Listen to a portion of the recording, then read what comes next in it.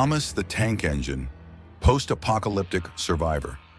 In the heart of a desolate, post-apocalyptic world, amidst the rubble of shattered cities and the eerie silence of abandoned railways, stood a rusty, forgotten Thomas the Tank Engine.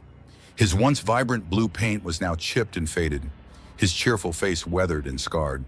But despite his dilapidated appearance, Thomas harbored a spark of hope, a memory of a time when the world was full of laughter and joy.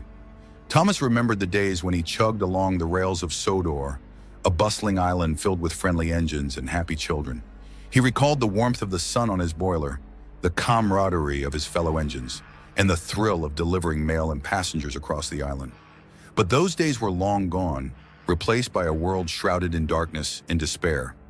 The apocalypse had come swiftly, a cataclysmic event that had plunged the world into chaos. Cities crumbled, forests turned to ash, and the once vibrant tapestry of life was torn asunder.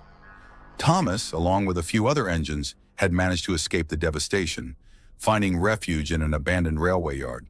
But as the years passed, their numbers dwindled, and Thomas was left alone, a solitary survivor in a world devoid of hope. Despite his loneliness, Thomas refused to give up. He clung to the memories of the past, the stories of friendship, courage, and perseverance.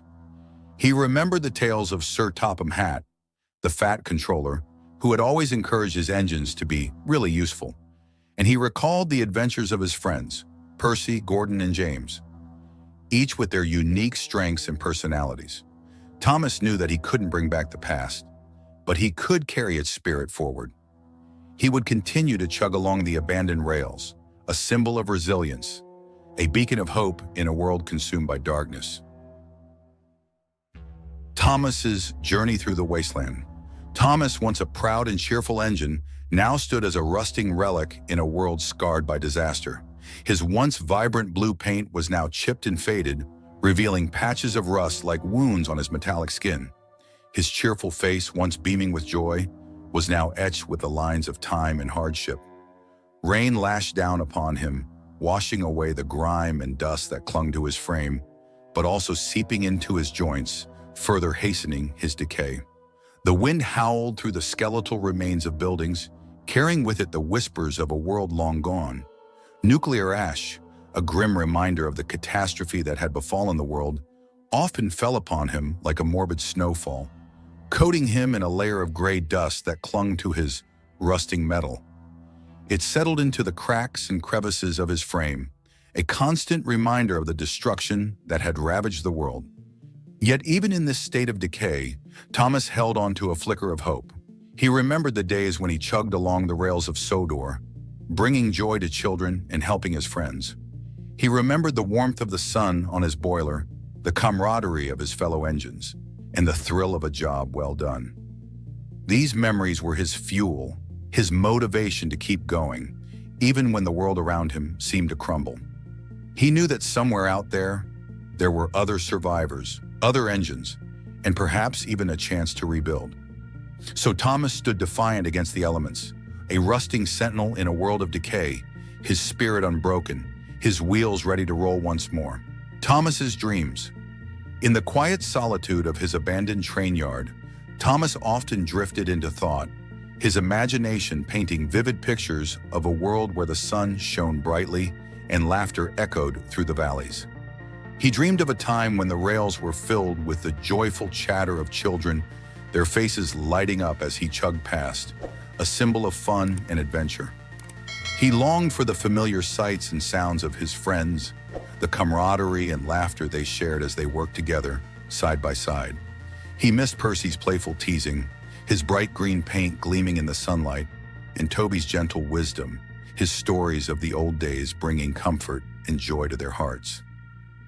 Thomas yearned for the day when he could once again hear Gordon's booming voice, his boastful tales of his daring adventures, and James's cheerful banter, his red coat shining with pride.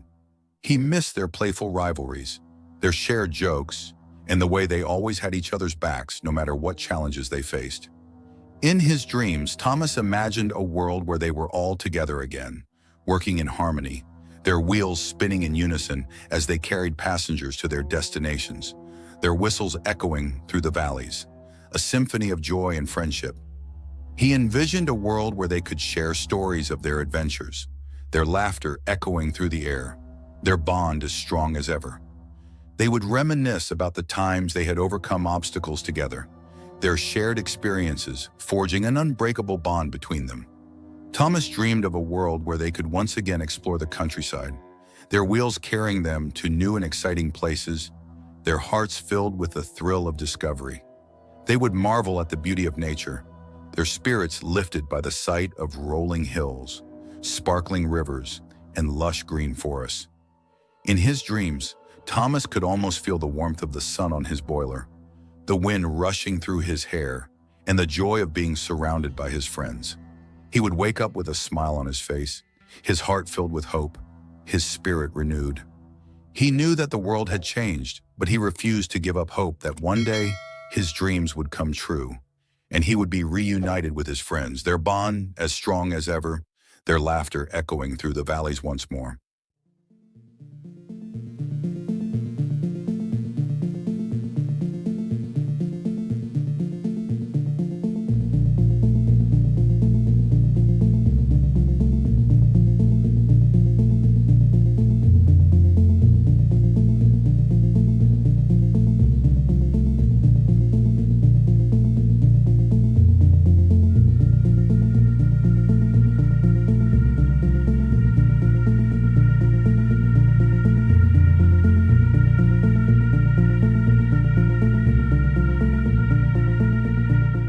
Thank you all for watching, my friends and viewers.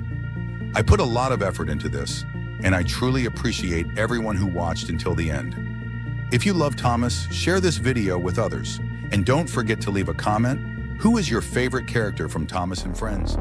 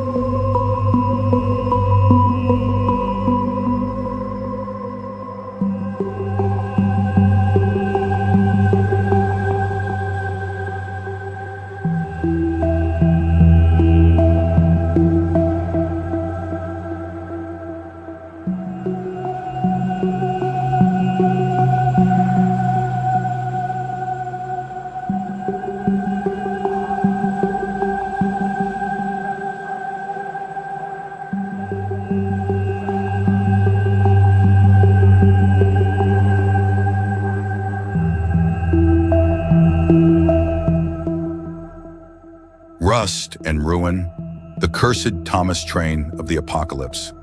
In the shattered remnants of a world long forgotten, where the skies burned orange and the earth crumbled under a blanket of ash, there rolled a train unlike any other. Once a cheerful blue engine with a smiling face, Thomas had been a beacon of joy for children everywhere. But that was before the fall, before the bombs, the storms, and the rusted decay that swallowed civilization whole. Now he was something else entirely, the cursed Thomas train of the apocalypse, a twisted relic of innocence turned into a harbinger of doom. The tracks he rode were broken and warped, yet they stretched endlessly across the desolate wasteland, as if drawn by some unholy force. His once bright paint was peeled away, replaced by a coat of rust that bled like open wounds. The face that had once beamed with kindness was now frozen in a grotesque grimace, its eyes glowing faintly red through the darkness. Black smoke poured from his funnel, thick and choking, carrying whispers of the lost souls trapped within his iron belly. They called him Rust and Ruin, a name whispered in terror by the scattered survivors who huddled in the ruins of old cities. The story went that Thomas hadn't been abandoned after the fall. No, he'd been claimed by something ancient, something angry, something that fed on the despair of a dying world. It had twisted him, fueled him, and set him loose to roam the wastelands, collecting the unwary and the desperate. Ella had heard the tales. She was a scavenger, a wiry girl of 16 with calloused hands and a heart hardened by loss. She'd grown up in the shadow of the old railway yard, scavenging bits of metal and wire to trade for food. The elders warned her never to cross the tracks at night, never to listen if she heard the low, mournful whistle cutting through the wind. But hunger had a way of drowning out warnings, and the promise of a rumored supply cache on the other side of the rails was too tempting to ignore. Thomas emerged from the shadows like a nightmare-given form. His rusted body groaned with every turn of his wheels, and his glowing eyes locked onto her. The whistle screamed, a sound that wasn't mechanical but alive, a wail of anguish and fury that clawed at her mind. Ella stumbled back, dropping her flashlight, but the beam caught his face for a fleeting second. The twisted smile, the hollow stare, the red stains streaking down from his eyes like tears of blood. "Run!" a voice rasped from nowhere and everywhere, carried on the wind. But her legs wouldn't move.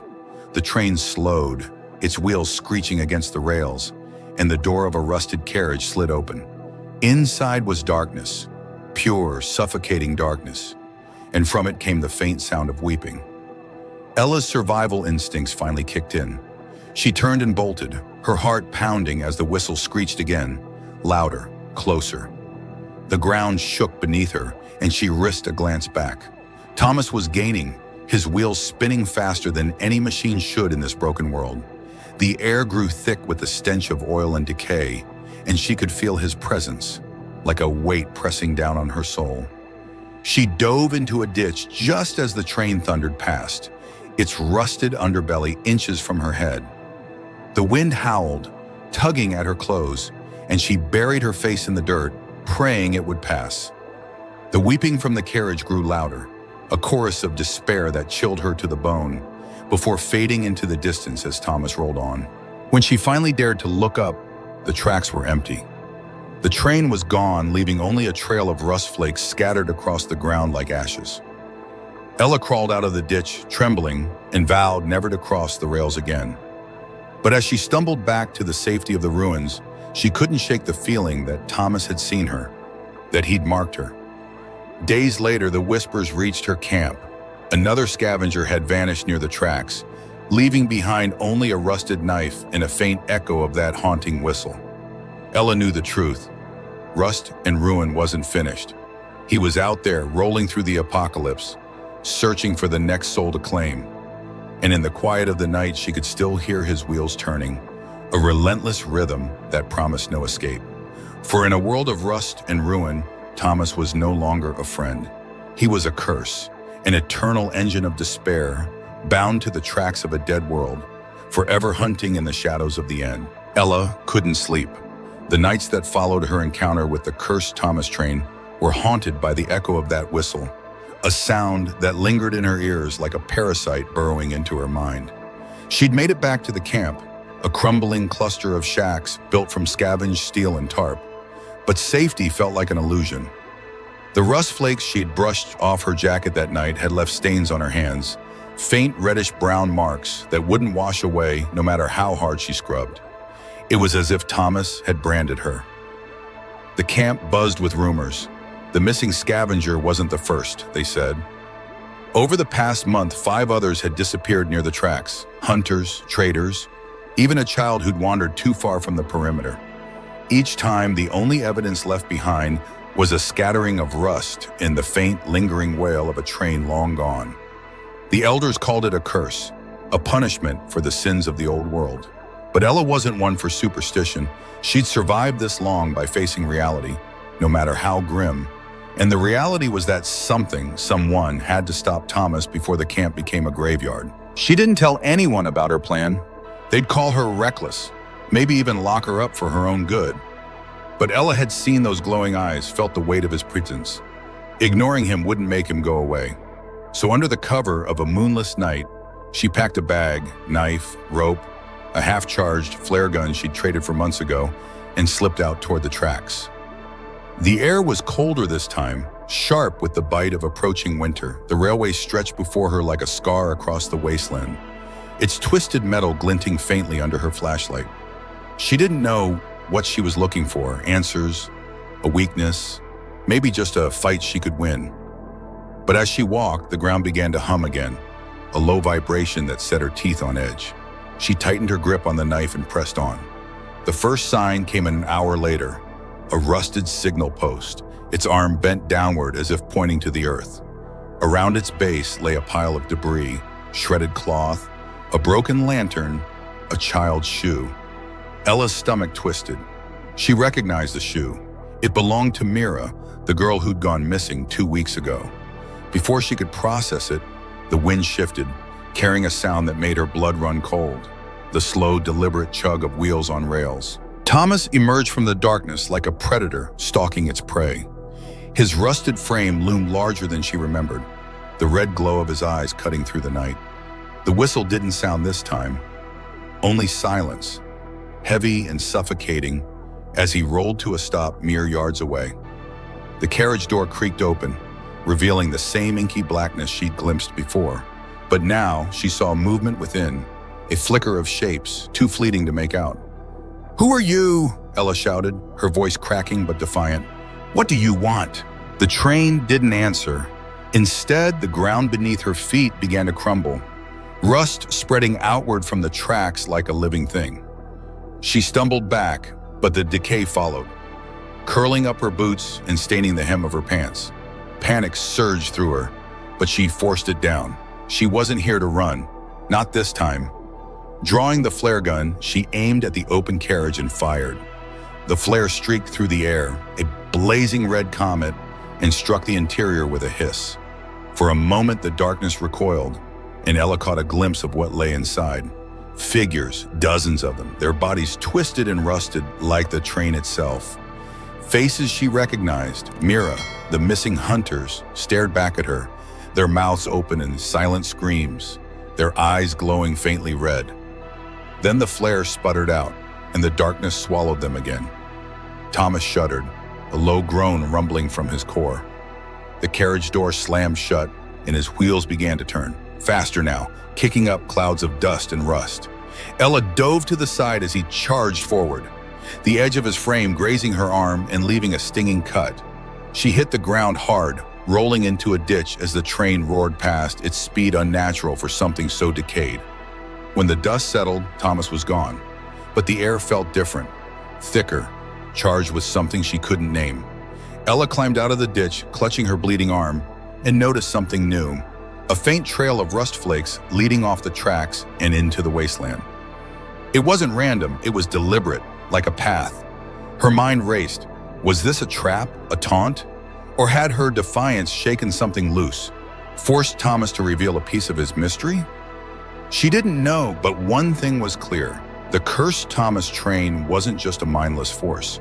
There was purpose behind his hunt, a hunger that went beyond collecting souls. And whatever it was, Ella was determined to find it. She adjusted her pack, wincing as the cut on her arm throbbed, and followed the trail into the unknown. The camp could wait. The answers couldn't. Somewhere out there, in the heart of rust and ruin, Thomas was waiting, and Ella intended to meet him on her terms.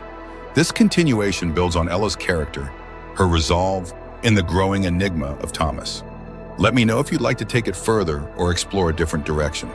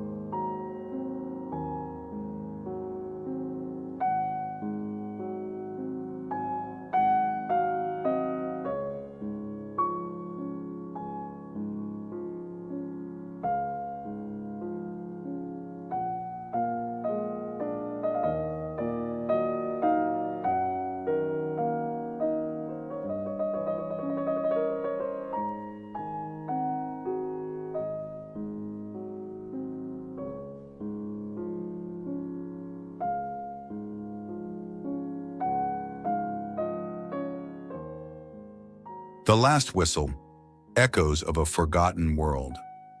The sky was a permanent shade of ash, the sun long buried beneath layers of smoke and dust. The world had moved on, or rather, it had crumbled. Cities lay in ruins, forests had withered into skeletal remains, and the oceans had turned to stagnant, oily pools. Yet in the heart of what was once the island of Sodor, a single relic of the past remained: Thomas the tank engine. Thomas was no longer the cheerful blue tank engine children once adored. His paint, once vibrant and proud, had faded to a sickly gray, peeling away in jagged strips to reveal rusted metal beneath. His face, frozen in what might have been a smile, now seemed twisted, a grimace of despair.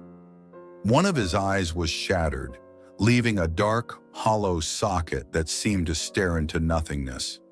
The other eye, though intact, gleamed faintly in the dim light, as if holding on to some faint, unearthly spark.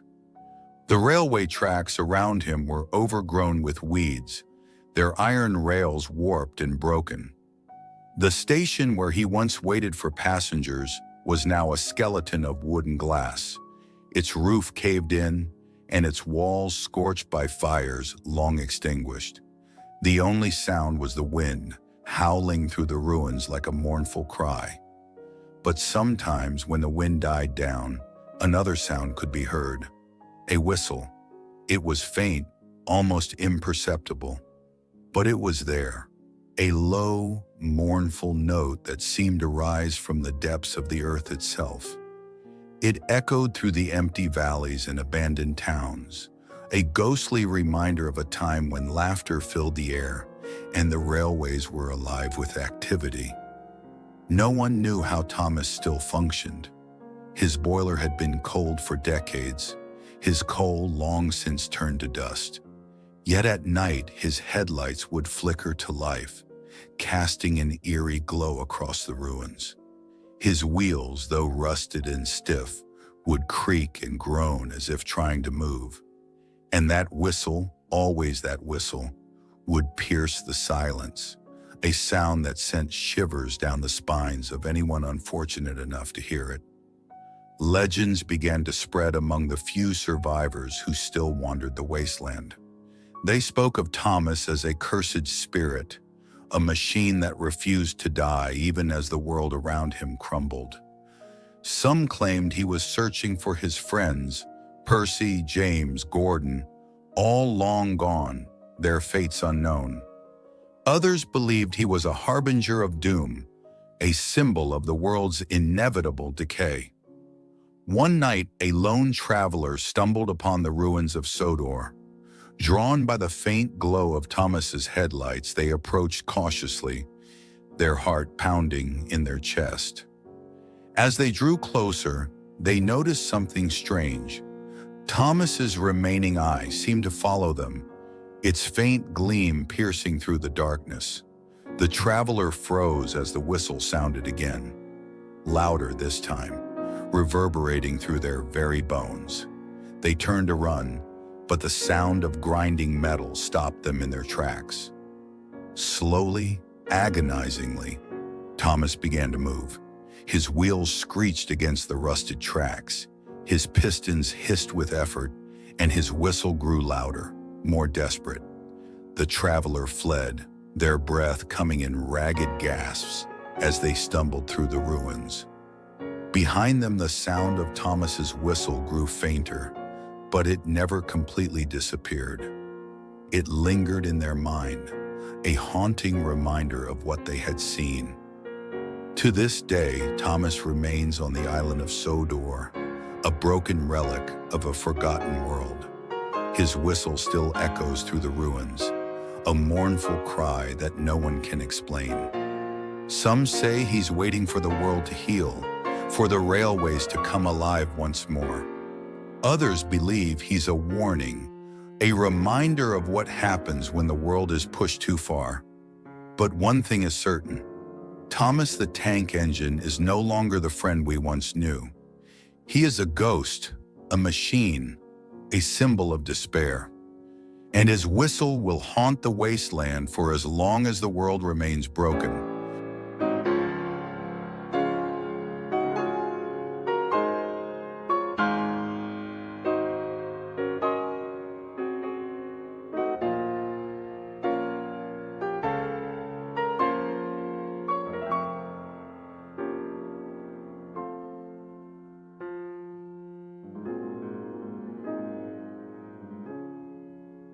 The traveler never returned to Sodor, but the memory of Thomas haunted their dreams. The whistle echoed in their mind, a sound they couldn't escape. Months later, rumors spread of other sightings. Survivors claimed Thomas was no longer confined to the island. His rusted form appeared on abandoned tracks far from Sodor, his whistle cutting through the silence of the wasteland. Some said he was searching for something or someone. Others believed he was spreading the decay, his presence a curse. One night, a group of scavengers camped near an old railway line. As they slept, a faint glow appeared in the distance. The whistle sounded, low and mournful. By morning, the camp was empty, only Thomas's tracks left behind. No one knows where Thomas is now, but his whistle still echoes, a reminder of a world lost and a warning of what remains.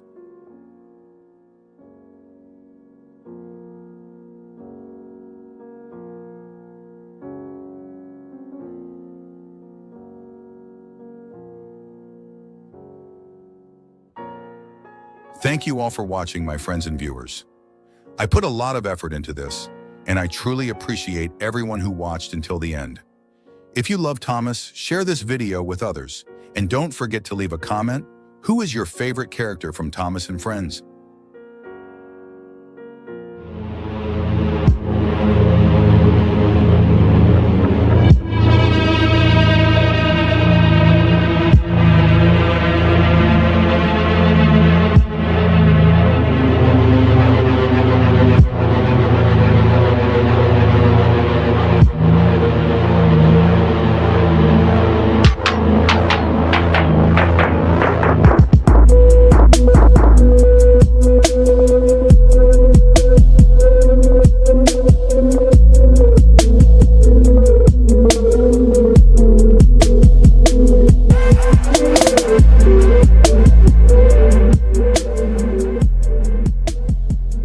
Thomas and his friends were once an integral part of the railways.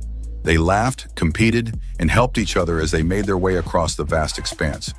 But the world has changed. Now the rails are covered in cracks, the stations are ruined, and the railway tracks lead nowhere. Thomas stands alone among the ruins, his blue paint hidden under a layer of dust and rust. He no longer shines in the sun, and his smile is frozen in an eternal emptiness. After the apocalypse, humanity disappeared, leaving behind only shadows of the past. These steam locomotives were once symbols of friendship and adventure, but now they are abandoned everywhere, forgotten in dense forests, lost in deserts, frozen on ruined bridges. Their wheels no longer turn, and their mechanisms have rusted to such an extent that any attempt to move them ends only with a resounding rattle of metal. Some say that in the night, you can hear soft sounds among the ruins, as if someone is still whispering between the wagons. At times, the wind rushes through the abandoned depots, and for a moment it seems as if someone is calling for help. Can Thomas remember what the world was like before the disaster? Or is he forever stuck in this nightmare, with no passengers, no friends, no future? Now the railways are graveyards of machines, and Thomas is just one of thousands of lost trains that have vanished without a trace along with civilization. The wasteland people say that the railways don't lead anywhere anymore. But then why do some of the rails look like something has traveled over them? Why do old stations sometimes find fresh tracks on dusty platforms? Thomas stands motionless, but those who come here feel they are being watched. His empty eye sockets, broken headlights, stare straight into the soul. No one knows how long he's been here. A year? A decade. Time no longer matters in this dead world. They say that at night the fog thickens over the rails, and the heavy thumping of metal against metal can be heard among the ruins. Occasionally someone notices one of the abandoned trains suddenly appear in a different place, though no one has seen it move. Perhaps it's the wind. Perhaps it's a shadow play. But one day a lone traveler heard the muffled sound of a distant honk. He turned round, but there was only darkness around him, only ruined paths leading into the void. He took a step back, and then he heard it. The squeak of wheels, slow, rusty, but inexorable. He ran without looking back, because he knew that if he saw who was moving in this desolate world, he would never be able to leave. But even when he reached safety, his heart was still racing. His ears were still ringing with that creak, that muffled, tearing sound of metal moving against its will. He only dared to turn around in the morning. Emptiness. No tracks, no sounds. Just endless rails running off into the horizon. But when he looked at the old corroded sign by the tracks, a cold terror gripped his body. On the dusty, cracked sign, someone had run a finger over the rust. The letters left behind were jagged, but they were legible. I saw you. And in the distance, through the mist, a distant muffled horn sounded.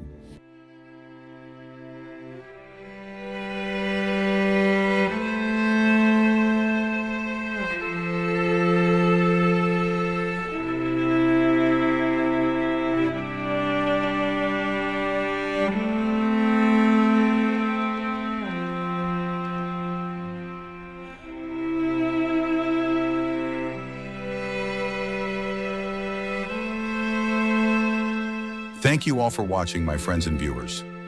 I put a lot of effort into this, and I truly appreciate everyone who watched until the end. If you love Thomas, share this video with others, and don't forget to leave a comment. Who is your favorite character from Thomas and Friends?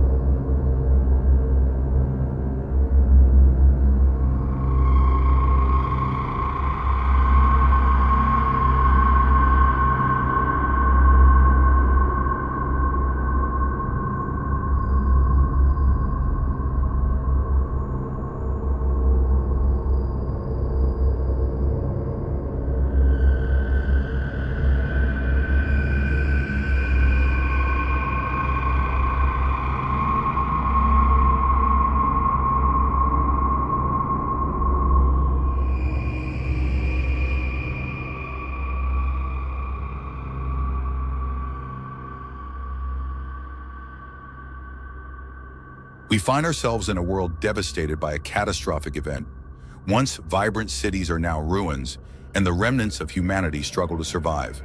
But amidst this desolation lies a haunting reminder of a bygone era, the abandoned relics of a once thriving railway system. Amidst these relics, a familiar face emerges from the shadows. Thomas the Tank Engine. Once a symbol of joy and childlike wonder, Thomas now stands as a haunting reminder of a lost world. His once bright blue paint is now peeling and faded, his cheerful smile replaced by a chilling grimace. We set off on a journey through desolate landscapes,